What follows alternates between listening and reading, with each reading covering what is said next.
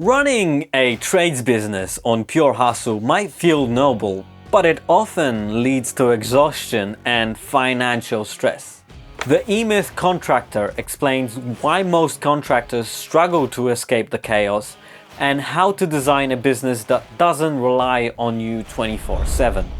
Hey, my name is Pat, and mate, welcome to Maker Book Guild, a little series where I share the best books that I found that have helped me become a better maker and, in general, a human being. And I want to share a little secret with you.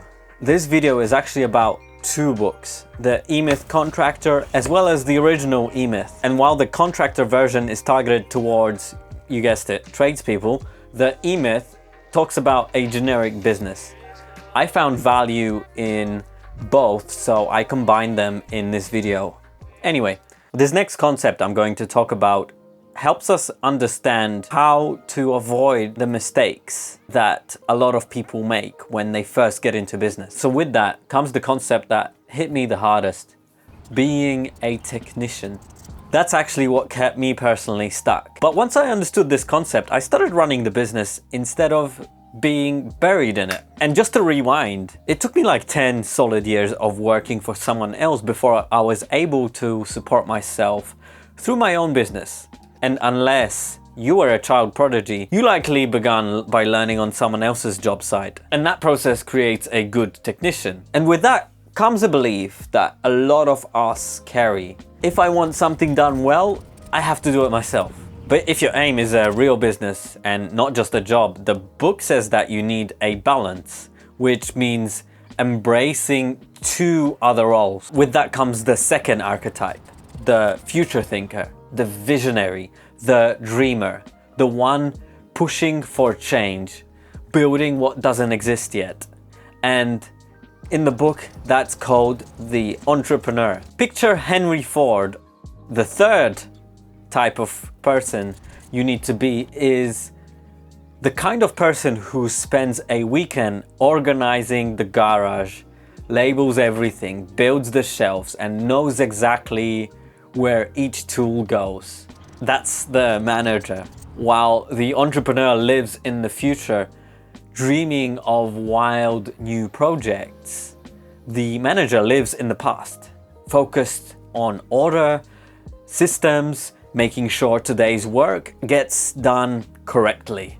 Entrepreneurs spark ideas, managers make them possible, and the technician, he brings it all to life. Each one of us have an entrepreneur, a manager, and a technician inside of us, but the problem most of us have is that almost no one balances those three perfectly. The entrepreneur is thinking 5 projects ahead. The manager is buried in spreadsheets. The technician is knee-deep in sawdust. And if these aren't balanced well, that imbalance is where most businesses stall. And this exact framework changed how I view running a business. I realized that I couldn't grow if I was always in the trenches. So now I block time in my calendar to step into the manager and the entrepreneur. Because without them, I'm just stuck doing the work, not building the future of the business.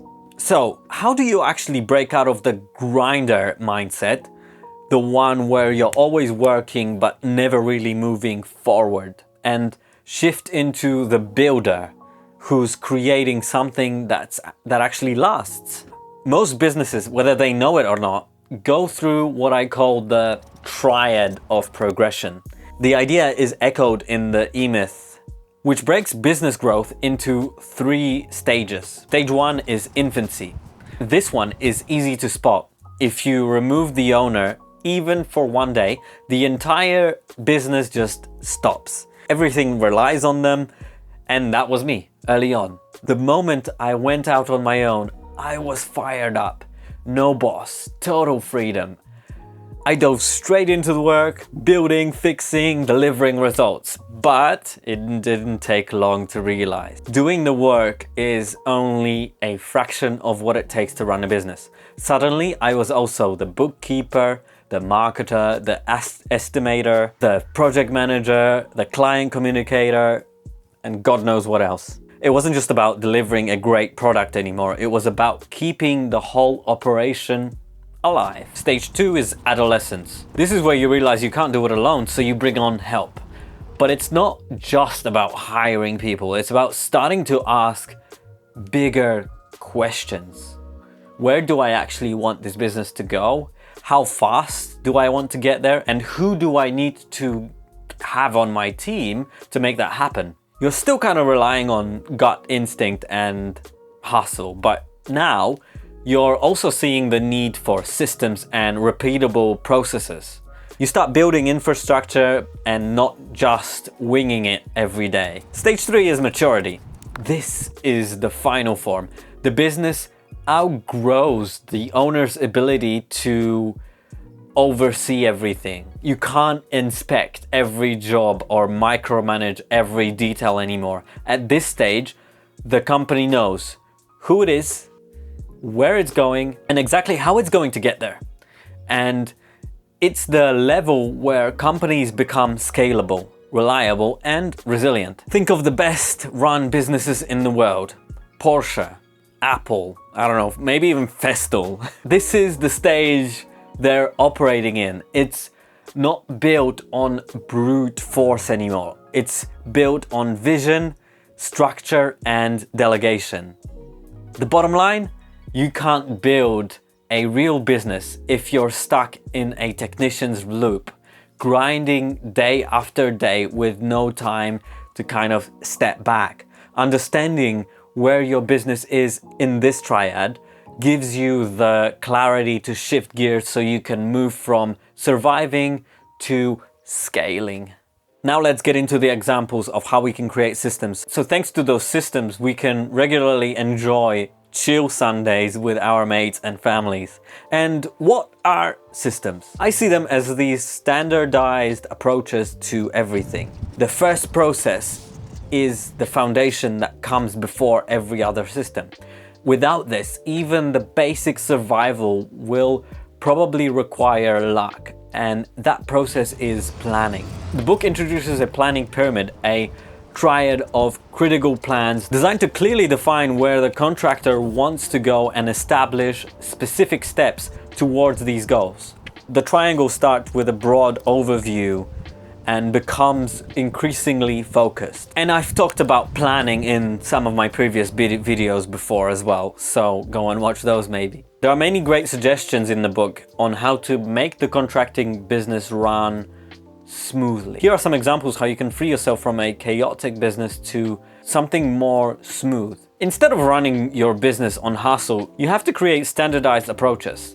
And I'm not going to list everything here. And for that, once again, go to check the book out yourself. But here, if you want to ensure consistent quality and prevent mistakes, then instead of inventing the wheel, every time a project begins, have pre-written checklists for job preparation, for cleanup, for quality control.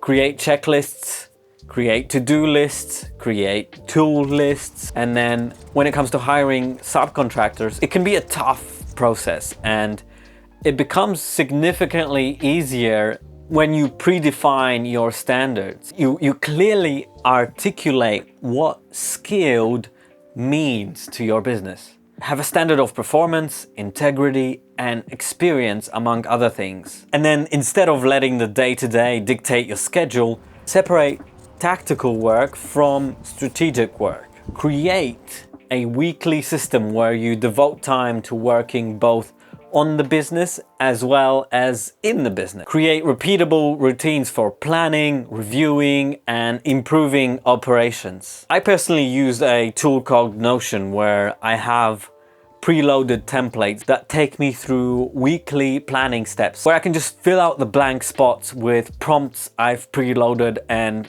I don't have to sit there and think what the process should look like. So recruiting, hiring, training should have its own system. You can see the theme here. Try to standardize anything and everything you can so that everything can be easily followed by anyone new you introduce to your venture. Each new person you invite into your world needs to become your greatest asset rather than a liability.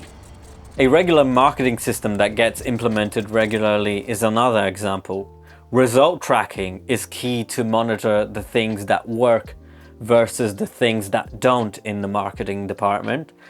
And that way you can run experiments and know whether they worked or not. Okay, so this next example is one where I had my doubts as to how difficult it could be to actually implement into a construction business, and that is a standardized quoting and estimating. So this book presents an interesting but a potentially challenging concept, providing exact prices rather than rough approximations. The author argues that you should only accept jobs where you know exactly how to execute every aspect, enabling you to price precisely. And this approach suggests rejecting projects with significant uncertainties, a strategy that makes sense in theory but has been challenging to me in practice. I've begun standardizing my quoting system by establishing set prices for specific services. However,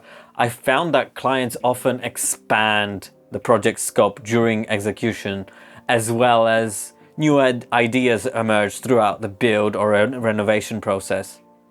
And this creates a challenge to the exact pricing methodology.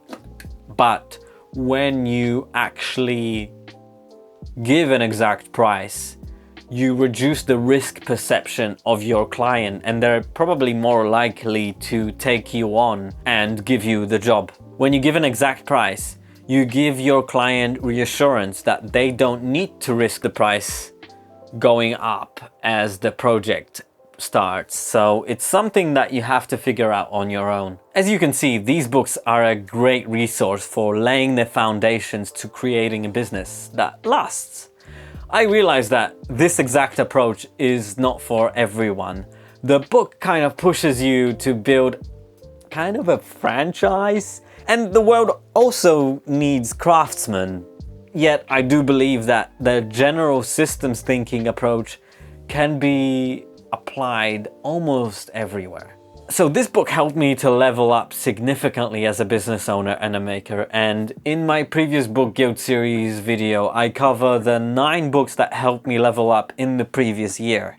There's a whole category of books in there that have had the biggest impact on my maker and business skills, so check the video out. Either way, thanks for sticking to the end, and I'll see you in the next one.